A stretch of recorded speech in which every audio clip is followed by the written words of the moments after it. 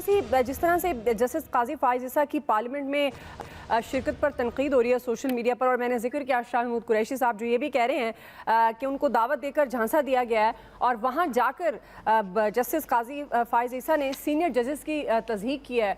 आप किस तरह से देखते हैं उनकी इस शिरकत को, आमिर साहब? देखें, जो शाह महमूद कुरैशी का फ़िक्रा आपने बोला कि उन्हें वहाँ पे नहीं जाना चाहिए था, जो चीफ़ जस्टिस के इख्तियारात, चीफ़ जस्टिस मौजूदा जो हैं उनकी आइनी मुद्दत 5 माह है और सबसे सीनियर जज इस वक्त काजी फाइज ईसा हैं और उनकी 1 साल से कुछ ज़्यादा मुद्दत है। मैं एक तस्दीक करना चाहती हूँ अपनी, शायद मैंने इस तरह से बोल दिया है, ये हुकूमत ने उन्होंने कहा है कि साथ बिठाया है जस्टिस काजी फाइज ईसा को और हुकूमत ने सीनियर जजेस की तस्दीक की है। जी, आप कंटिन्यू कीजिएगा।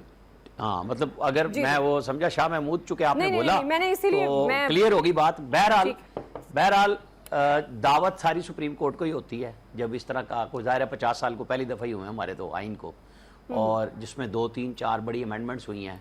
उन्होंने बड़ा अच्छा फैसला किया क्योंकि सोशल मीडिया पे चलें तो आप दुनिया में कोई काम नहीं कर सकते।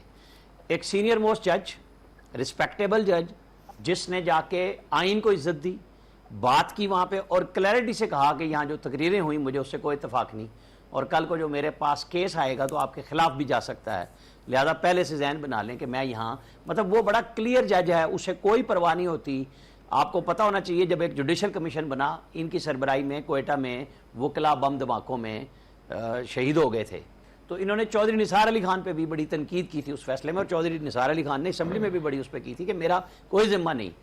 आप इनको किसी भी तरह इस तरह नहीं जज कर सकते जिस तरह बाकियों का लिखा हुआ है कि वो क्या क्या करते जा रहे हैं।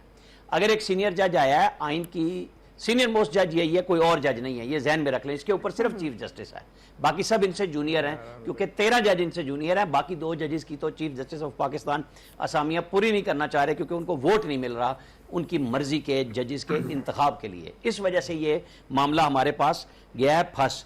अच्छा, अब आप देखें कि क्या करें, आइन बनाया है, आइन तोड़ा है, आइन कई दफ़ा तोड़ा गया है, जनरल ज़ियाउल हक ने भी तोड़ा, जनरल मुशर्रफ ने भी तोड़ा और उसको हर तरीके से बचाया भी पार्लियामेंट ने।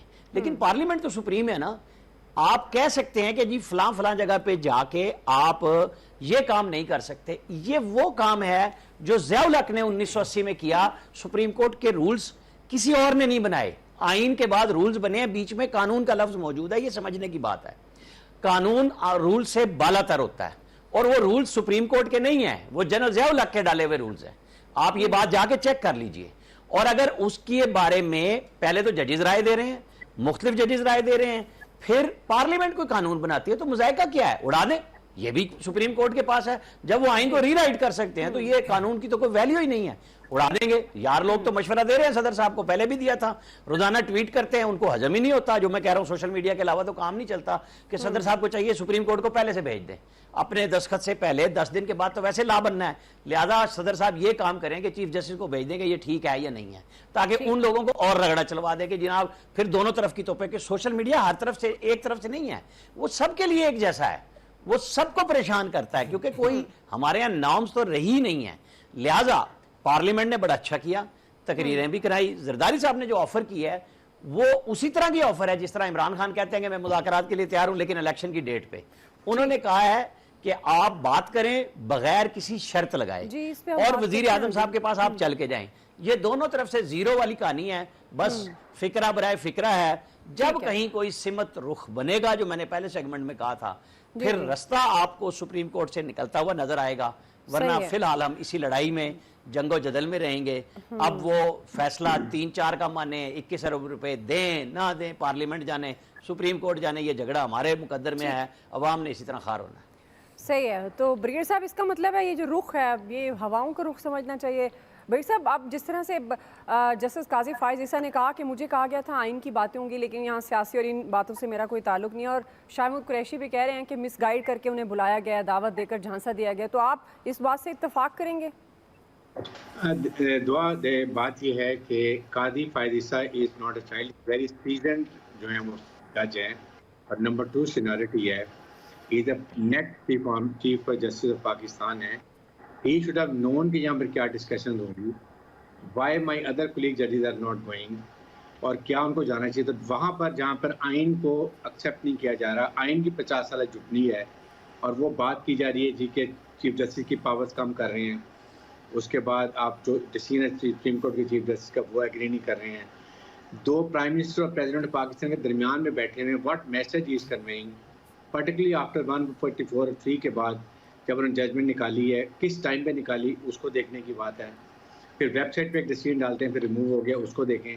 तो आपको मेरे ख्याल में इस सिनोरिटी में, इस पोजीशन में कंट्रोवर्शियल नहीं होना चाहिए। आई ऑनेस्टली फील के इस स्टेज के ऊपर इनको नहीं जाना चाहिए था। सबसे अहम बात यह है कि आपने जब सुप्रीम कोर्ट का कोई जज भी नहीं जा रहा और आपको पता है कि ये मूड क्या है, क्या क्या रेजोल्यूशन पास होने हैं, क्या क्या तकरीरें होनी हैं, क्या क्या बातें होनी हैं, you are sitting over there, what message is, I think it is, I leave it to the judgment of every Pakistani, that is what I will say. जी है सर। देखिए ये तो बिल्कुल ठीक कह रहे हैं ब्रिगेड साहब। मेरा अपना ख्याल है कि जस्टिस फाइज ईसा को नहीं जाना चाहिए था, और मुझे नहीं पता, मेरे पास कोई सबूत नहीं है कि शायद सुप्रीम कोर्ट के सारे जजेस को इनवाइट भी किया गया है या नहीं, क्योंकि फाइज ईसा साहब ने जब ये कहा कि शायद वो मसरूफ़ होंगे, मेरा ख्याल है स्पीकर ने अनाउंस किया था, उन्होंने कहा था शायद मसरूफ़ होंगे इसलिए नहीं आए होंगे। जस्टिस फाइज हाँ कि दावत सबको दी गई है। जस्टिस फाइज ईसा को ये हमेशा शिकवा होता है चीफ जस्टिस साहब से कि बेंच बनाते वो सीनियर 3 जज हैं, उनसे मशवरा नहीं करते। तो आज उन्होंने भी ये ज़रूरी नहीं समझा कि चीफ जस्टिस से मशवरा ही कर लेते कि मैं जा रहा हूँ। फिर मासूमियत इतनी है कि वो उनसे कहा गया कि सिर्फ आइन पे बातें होंगी और सियासतदान सिर्फ आइन पे बातें करनेंगे, वो भी मान गए। वो मतलब ये भी बड़ी कमाल बात है। देखिए आज जस्टिस फाइज ईसा साहब ने वहाँ बैठ के इसहाक डार साहब के साथ बैठ के आपने हुदैबिया पेपर मिल लोगों को याद, वो केस याद करा दिया। जरदारी साहब तकरीर कर रहे थे, उसी रो में शहबाज शरीफ साहब बैठे हुए थे। तो वहाँ बैठ के आपने क्या मैसेज दिया है कि आर यू अ PDM जज? सॉरी टू से, मतलब मेरे ख्याल में जस्टिस फाइज ईसा साहब को वहाँ नहीं जाना चाहिए था, क्योंकि वो उन्होंने अपना कद बहुत ऊंचा कर लिया हुआ है और वो ये कहते हैं कि जी मैं हमेशा वो उसूल पे और आइन के मुताबिक फैसला करता हूँ। और ये आमिर बिल्कुल ठीक कह रहे थे कि आज तक इस मुल्क में आइन सिर्फ डिक्टेटर्स ने तोड़ा है, ये पहली पार्लियामेंट है जो आइन तोड़ने जा रही है। इससे ज्यादा मैं कुछ नहीं कहूँ। फैसल साहब तोड़ दिया। मेरा अपना नुक्ता नजर है। जस्टिस फाइज ईसा को जाना चाहिए था या नहीं जाना चाहिए था, ये तो जस्टिस फाइज ईसा का मामला है, वो जाने उनका काम जाने। लेकिन एक बात तय हो गई कि आज के बाद जस्टिस फाइज ईसा के सामने PDM की जमातों का और तहरीक इंसाफ का केस नहीं पेश होना चाहिए, क्योंकि आज उनकी वाबस्तगी जो है वो सामने आ गई। तब वो ये दोनों जमातें जो है वो एतराज़ कर सकती हैं कि जस्टिस फाइज ईसा इस हवाले से जो है वो अब जानिबदार जो है वो नहीं रहे। बहरहाल आज आइन की गोल्डन जुबली तकारीब है, 50 साल होने को आए इस आइन को, 50 साल में ये आइन जो है ना ज़ईफ़ हो गया है, ये लाचार हो गया, गूंगा बहरा अंधा हो गया है। इसको सिर्फ अब जो है वो सिर्फ तबका अशराफिया की ताकतवर लोगों की बात सुनाई देती है, सिर्फ लेबर काउंसलर होने चाहिए। वो जो जालिब ने कहा था ना, दीप जिसका महलात में जले, जो चंद लोगों की खुशियों को लेके चले, अब ये सिर्फ चंद लोगों की खुशियों का ही जो है ना वो तहफ़्फ़ुज़ कर सकता है। इस आइन की जो रोशनी है वो सिर्फ और सिर्फ जो तबका अशराफिया के घरों को जो है ना वो रोशन कर रही है। जालिब ने तो किस आइन के लिए कहा था, लेकिन वो मुकम्मल तौर पे 73 के आइन पे भी जो है ना फिट बैठता है मामला। सही। अब ये आइन, इस आज आइन की गोल्डन जुबली की तकारीब नहीं, आज आइन की नाकामी की तकारीब मनानी चाहिए थी कि एक नाकाम आइन जो है वो पाकिस्तान को जो है ना वो चला रहा है। वो आइन जिसको जो चाहे तोड़ दे, चाहे वो डिक्टेटर, फौजी डिक्टेटर हो या सिविलियन डिक्टेटर हो। इसका मतलब आइन कमजोर है ना आपका, कि जो जाए तोड़ दिया ना आइन के। इलेक्शन 90 दिन के नहीं, 90 दिन हो रहे हैं ना, कि पैसे नहीं है, फला नहीं है, इसी जवाब पे आप अक्टूबर के इलेक्शन भी जो है वो मुलतवी करा दीजिएगा। ये आइन कहता है कि आप 90 जो लोग मुताल कह रहे हैं कि आइन की शिकनी हुई, वो एक दिन अगर आप कौमी असम्बली या सूबाई असम्बली के इलेक्शन में ताखिर कर दें तो आप आइन शिकन हो गए। और 5 साल आप इलेक्शन नहीं कराएं तो कोई आइन शिकनी नहीं, बल्दियाती इलेक्शन कराएं। तो ये आइन जो है वो आपका नाकाम हो गया। आज रियासत जिस तबाही से दो चार है, जिन चंद लोगों ने इस मुल्क के ऊपर कब्जा कर रखा है, जो लोग इस मुल्क को जो है अपनी मर्जी और अपनी जाती सोच की बुनियाद पे चलाते हैं, उनकी जाती सोच जो है वो इज्तिमाइयत से जो ताकतवर हो गई, जिसका जिम्मेदार ये आइन है। सही है। अब इस वक्त है कि इस आइन को ही जो है वो तब्दील करना होगा, लेकिन अलमिया ये है कि जिन लोगों को आइन तब्दील करना है वो ही इस बुराई के सबब है, इस माशरती बिगाड़ के, इस मुल्क की बिगाड़ के सबब है, तो उनसे खैर की तवक्का नहीं की जा सकती। सही है। कई दूर दूर तक भी जो है ना आपको और हमें जो है ना रोशनी नजर नहीं आई। सारी रोशनियां इन्हीं के लिए, जो जालिब ने कहा था ना, दीप जिनका महलात, इन्हीं लोगों के लिए जालिब ने कहा था। अभी सबसे ज्यादा तकलीफ किसको हो रही है? इस प्रोग्राम में बैठे हुए तबका अशराफिया के नुमाइंदे सही है को। जी, क्योंकि ठीक ये आइन जो है मैंने तो उनके कॉलर सीधा मफादात को किया तहफ़्फ़ुज़ जैसे ही कर तबका देता है। अशराफिया का नाम लिया। मैंने आपका नाम ही नहीं लिया, आप कैसे देख ले, बता छोटे मैं कागज आपकी बात कर रहा हूँ, मैंने आपका नाम ही नहीं लिया, आपको कैसे भाई पता मैं चला तो आपकी जानता बात हूँ कर ना, रहा हूँ? मैंने इसका देखा आपने कॉलर दुआ? ठीक किया था, आपने देखा ही नहीं।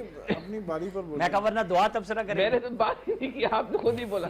तो ये आइन वो है जो इसका अरे भाई, मैं तो आदमी का जानता और हूँ इस ना। आइन की कनेक्टिविटी आपको खत्म हम हो नहीं गई है। जानते तो और इसका कौन रास्ता जानेगा? जो है खत्म हो गया है। अब अरे ये भाई, आइन जो है आपका तो एक-एक फिक्र हम जानते हैं। रह गया है, ताकतवर लोगों के लिए मैं तो रह आपके गया आधा है। लेवल तो बोलने मुझे लगा ये गया। पाकिस्तान ही इन्हीं लोगों का है, हमारा एंड पे आपने एकदम फिर बल्दियात का कह दिया, आज 50 साल मेरी के वजह बाद से ये पैगाम दबक ये गए है कि बल्दियाती ये आइन इदारों पे, जो है हालांकि आप ये पाकिस्तान जो नहीं बोल चला रहे हैं, सकता। ट्वीट फिर करके भी ठीक है, आप इस आइन की फैसला। बुनियाद पे इलियास पाकिस्तान साहब। चलाने आइन नहीं को बनाते हैं, नया आइन बनाते हैं। आप आप फारिग होकर नया आइन बनाते हैं। रोजाना ही इस तरह करते हैं। अच्छा ये ये जो है देखिए कितनी मासूमियत से उन्होंने शिकवा किया कि रोजाना मेरे टर्न पे आमिर साहब और यार, फैसल ये साहब बड़ी ऐसे ये कर रहे हैं। ज्यादती इलियास करते के हैं, साथ- ज्यादती करते हैं। इलियास मैं नहीं करता, ये आमिर साहब करते हैं। ये इलियास देखिए को ना, धरना मैं- देना पड़ेगा। आप चाहते नहीं है कोई सच बात करे। कलर भी एक ही जैसा नजर आ रहा है शर्ट का। आप भी आइन की पासदारी नहीं कर रहे इस वक्त। ये है कि अगर दावत तो सब जजों को दी गई थी, जज साहिबान को दी गई थी। जी। अब उनकी अपनी मर्जी थी आना ना आना, क्योंकि आइन के हवाले से तकरीबात उनकी गोल्डन जुबली हो रही, तो वो तो उसके मुताबिक आना था। अब ये उनको पता होना चाहिए, जज जो आ रहे थे तो सबकी एक ही राय होनी चाहिए थी कि आना चाहिए था कि नहीं। लेकिन इनके आने की वजह से अब जो है इन पर तनकीद तो की जा रही है, जाहिर है जो मामलात हैं वो जो हैं अब वाज़ेह हो गए हैं कि इनकी पीडीएम के साथ, जमातों के साथ जो है ताल्लुकात वगैरह, ये इस तरह की जो चीज़ें, जो बातें की जा रही हैं सोशल मीडिया पर, वो बड़ी अजीब सी हैं कि अब वो जो की जा रही हैं। लेकिन ये है कि इनको जाने से पहले सोचना चाहिए था कि उधर ज़ाहिर है सियासी बातें होंगी, इस तरह की बातचीत होगी, क्योंकि इस वक्त मुल्क के जो हालात हैं, जो जिस तरह चल रही है आपस में सियासी जमातों में, तो इनको जाके इसमें नहीं जाके इन चीज़ों में उलझना चाहिए था। लेकिन उन्होंने वाज़ह किया, अपने आप को बताया कि जी मैं इन चीज़ों का हिस्सा नहीं हूँ, मैं तो तकरीब में शिरकत करने के लिए आया। सही है।